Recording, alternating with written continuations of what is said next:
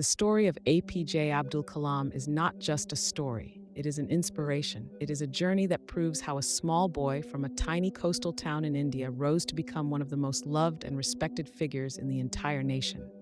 A man who started with nothing but gave everything to his country. His name is Dr. Avul Pakir Jainul-Abdin Abdul Kalam. But for millions of Indians, he is simply known as the Missile Man or the People's President. He was born on October 15, 1931, in Rameswaram, a small island town in Tamil Nadu. His father was a boat owner and imam at a local mosque. His mother was a housewife. They were not rich. In fact, life was tough. But even in those difficult days, Abdul Kalam learned the values that would shape his entire life: honesty, hard work, discipline, and above all, the love for his country.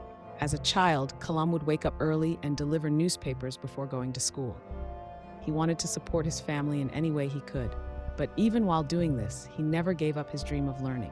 He was deeply curious. He wanted to know how things worked, how birds fly, how planes fly, how machines function. In school, Kalam was not always the top student, but he was very eager to learn. His teachers saw that spark in him. One teacher in particular inspired him greatly. His name was Iyadurai Solomon. He taught him that dreams are not those which come while we sleep, but those that do not let us sleep. These words stayed with Kalam for the rest of his life. After school, Kalam studied physics at St. Joseph's College, but his real passion was flying. So he joined the Madras Institute of Technology to study aerospace engineering. It was not easy. The fees were too high for his family, but his sister sold her jewelry to pay for his education. That's how much they believed in him. Kalam was determined to make something of his life. At MIT, he worked hard. He stayed up late. He gave everything he had, and that hard work paid off. After graduation, he joined the Defense Research and Development Organization, DRDO, where he worked on developing a small hovercraft. But he wasn't satisfied. His dream was to fly, and soon he got that chance. He was selected to join the Indian Space Research Organization, ISRO. This was the place where Kalam would begin his true journey. He became part of India's space program at a time when the country had very limited resources. But what they lacked in money, they made up for with determination. Kalam played a key role in building India's first satellite launch vehicle, SLV-3. It was a massive challenge. They didn't have modern equipment. They didn't even have proper labs. But they had vision, they had courage, and they had Kalam. In 1980, the SLV-3 successfully placed the Rohini satellite into orbit. It was a proud moment for India, and it was a defining moment for Abdul Kalam. He had proved that India could build its own technology, that India could dream big. But Kalam was not done yet. After working in space, he turned his focus to defense. India needed a strong missile system to protect itself. Kalam became the chief architect of India's missile program. Under his leadership, India developed several powerful missiles: Agni, Prithvi, Trishul, Akash, and Nag. These were not just weapons. They were symbols of India's strength. They showed the world that India would not be pushed around, that it could stand on its own feet. Kalam's work made India stronger, safer, and more confident. Because of his work in this field, people started calling him the Missile Man of India. But Kalam never worked for fame. He worked for his country. Every missile he helped build, every satellite he helped launch, every project he led, it was all for one purpose: to make India great. Kalam believed that science was not just for scientists, it was for the people. He wanted to use technology to improve lives. He worked on lightweight calipers for the disabled. He helped develop low-cost stents for heart patients. He believed that science should serve humanity. In 1998, Kalam played a major role in India's nuclear tests at Pokhran. These tests showed that India was now a nuclear power. It was a bold step, a powerful message, and Kalam was at the center of it. But even then, he remained humble.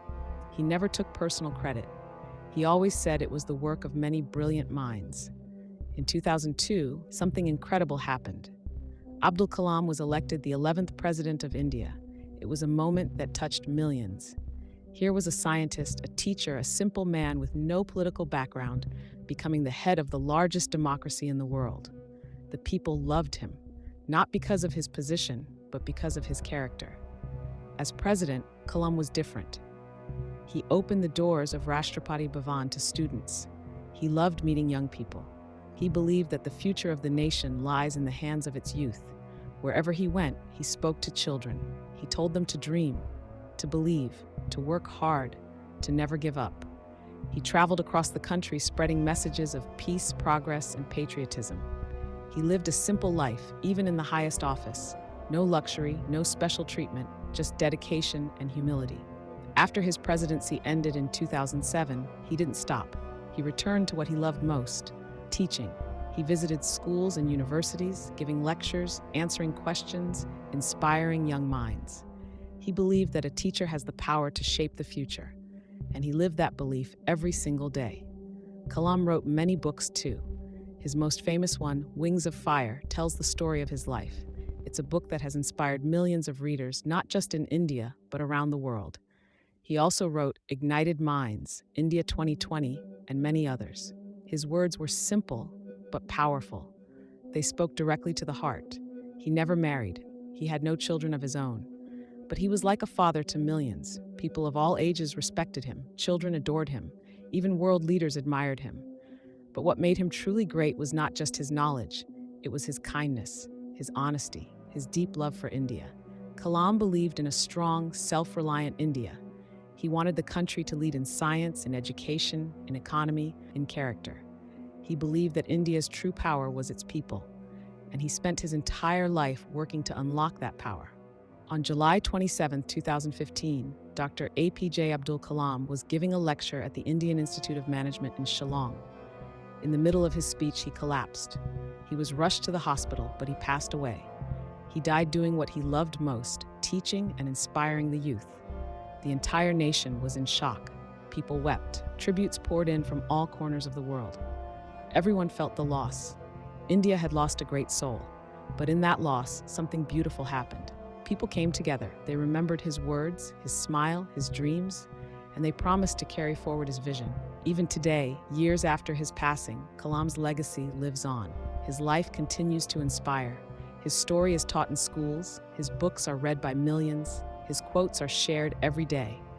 And his dreams still burn brightly in the hearts of those who believe in a better India. Dr. Kalam once said, "If you want to shine like a sun, first burn like a sun." And that is exactly what he did. He gave his life, his energy, his wisdom, everything to light up the path for others. From a small boy delivering newspapers to becoming the President of India, his journey is proof that nothing is impossible, that dreams do come true, that with hard work, honesty, and love for your nation, you can achieve greatness. His life was a message that says, no matter where you come from, you can rise. No matter how small your beginnings, your impact can be big. No matter how many struggles you face, you can still shine. A.P.J. Abdul Kalam was not just a scientist, not just a president. He was a guide, a role model, a hero. He showed us that greatness does not come from power, but from service. That true success lies not in how much you take, but in how much you give. He believed in dreams, but more importantly, he believed in action. He once said, "Dream, dream, dream. Dreams transform into thoughts, and thoughts result in action." That is what he taught us: to dream, to think, and to act. Kalam loved three things deeply: science, students, and the spirit of India. He saw science as a tool to solve problems. He saw students as the future of the nation, and he saw India as a land of unlimited potential. Every time he stood before a classroom, every time he launched a rocket, every time he wrote a book, it was to serve these three loves. His life was a mission to make India strong, smart, and self-reliant. And that mission is not over. It lives on in every student who picks up a book, in every scientist who builds something new, in every Indian who believes that this country can rise higher. Because Abdul Kalam was not just a man, he was a movement. Even though Dr. Kalam is no longer with us, his presence can still be felt in the hearts of people, in the dreams of students, in the vision of scientists, and in the spirit of India. His journey did not end with his last breath. In fact, it became even stronger. Because true heroes never die. Their stories live on, their ideas grow, and their dreams become our responsibilities. Dr. Kalam often said, "You have to dream before your dreams can come true." He didn't just say those words, he lived them. He showed us that dreams have no boundaries, not of money, not of caste, not of religion, not even of circumstances. A poor boy from a small town can go on to become the missile man of India and the president of a billion people. If he can, anyone can. What made Kalam truly different was his deep belief in young people. He never saw India as a country with problems. He saw it as a country full of possibilities. He saw the light in every student's eyes. He believed that if young minds are ignited, if they are given the right direction, they can change the future of India. That's why he spent the last years of his life visiting schools, colleges, and universities. He never said no to any invitation. Whether it was a big institution or a small village school, he went. He stood for hours answering questions. He encouraged, inspired, and lifted the confidence of thousands of students. He treated them with respect. He called them my young friends, and they loved him back. Wherever he went, students would line up for hours just to shake his hand or hear his words. He didn't need a security team. He didn't need to raise his voice. His honesty, his simplicity, and his love for people spoke louder than any speech. Dr. Kalam's vision for India was clear. He wanted India to become a developed nation by 2020, not just economically, but in every way, in science, education, health, environment, and spirituality. He believed that development was not just about tall buildings and technology. It was also about kindness, cleanliness, education, and good values. He believed every Indian had a role to play in this mission. He said, "Ask not what India can do for you, ask what you can do for India." These words made people think, what can I do? How can I contribute? That was the power of Kalam. He made everyone feel responsible. He made everyone feel important. He also believed in leadership, but not the kind that comes with position or power. He believed that true leaders are those who take responsibility, who are not afraid to fail, who give credit to others, and who work for the greater good. He lived by these values every single day. When he worked on missiles, he gave credit to his team. When a project failed, he took the blame. That is real leadership. That is why people trusted him. That is why people followed him. Not because they had to, but because they wanted to. He believed in action more than just words. He once said, "Thinking should become your capital asset, no matter whatever ups and downs you come across in your life." He was a man of thought, but also of deep action. If he thought of an idea, he worked on it. If he saw a problem, he tried to solve it. He didn't wait for someone else to take charge, and he was always learning. Even in his 70s, he was reading, writing, experimenting, and asking questions. He believed learning should never stop. Whether you're a child or an old man, the hunger for knowledge should always be alive. He read books, wrote poetry, and loved music. He was a scientist with the soul of an artist. Despite all his achievements, he never became arrogant. He lived simply. He wore plain clothes. He carried his own bags. He often stayed in small guest houses rather than luxurious hotels. He didn't care about fame or wealth. He only cared about purpose and service. Many times, world leaders invited him for big events, but he would often prefer spending that time with students in a village school. That was Kalam, grounded, humble, and full of heart. He used every platform he had to spread good values: honesty, courage, discipline, curiosity, and kindness. He taught people that success is not just about reaching the top. It's about how you reach there. It's about lifting others while you climb. He once met a boy who wanted to become a pilot but had failed in his exam. The boy was depressed and thinking of giving up. Dr. Kalam spent time with him, spoke to him gently, and told him that failure is not the end. It's just a bend in the journey. That boy, years later, became a successful aeronautical engineer. There are hundreds of such stories. People who met Kalam just once and had their lives changed forever. That's the magic of someone who truly listens, who truly cares, who truly wants the best for others. Even after his presidency, he refused to slow down. He was invited by companies, universities, governments, and international bodies, but he always chose to be with the people. He often said, "The best brains of the nation may be found on the last benches of the classroom." And so he looked for those bright minds in the simplest of places. He could have lived a very comfortable life, enjoyed all the privileges a former president could have, but he chose a life of purpose. Till his last day, he was working, speaking, teaching. He gave his life while doing what he loved most. When the news of his death spread, the whole country came to a standstill. People from every state, religion, and background mourned him. His body was flown back to Rameswaram, the place where it all began. Thousands of people stood on the streets to pay their respects. Many cried. Many folded their hands. Many simply stood in silence. It was not just a farewell to a former president. It was a farewell to someone who felt like family, someone who had touched their lives, someone who had made them believe in themselves. The government gave him a state funeral with full honors. But the real honor came from the people, from the tears of a child, from the salute of a soldier, from the silence of a scientist, from the prayers of a teacher.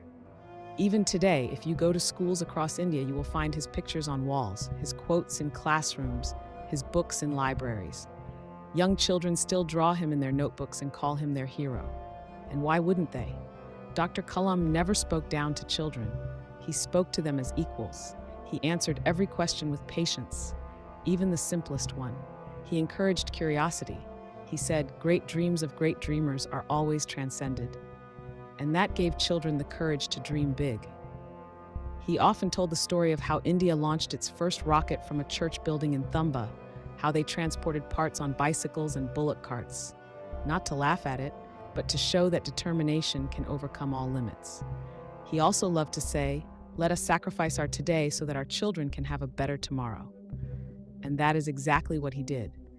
He gave up comfort, power, and fame to build a better future for others. Dr. Kalam's life teaches us many lessons: that no dream is too big, that no background is too small, that hard work and honesty never fail, that true power lies in knowledge, and that love for the country should always come first. He believed that India would one day become a superpower, not just in terms of economy or weapons, but in terms of knowledge, values, innovation, and unity. He wanted India to lead the world with light, not with fear. He once said, "When there is righteousness in the heart, there is beauty in the character. When there is beauty in the character, there is harmony in the home. When there is harmony in the home, there is order in the nation. When there is order in the nation, there is peace in the world." That was his vision, not just for India, but for the whole world. A vision of peace, of progress, of people living with purpose. Years have passed since he left us, but his impact only grows stronger. His life continues to guide scientists, teachers, students, soldiers, and leaders. His quotes are written on walls. His principles are followed in schools. His dreams are still alive in the hearts of those who believe in a better tomorrow.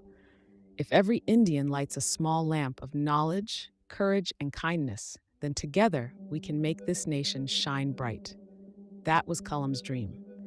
That is our responsibility. So the next time you feel small, think of Kalam. The next time you feel like giving up, remember his journey.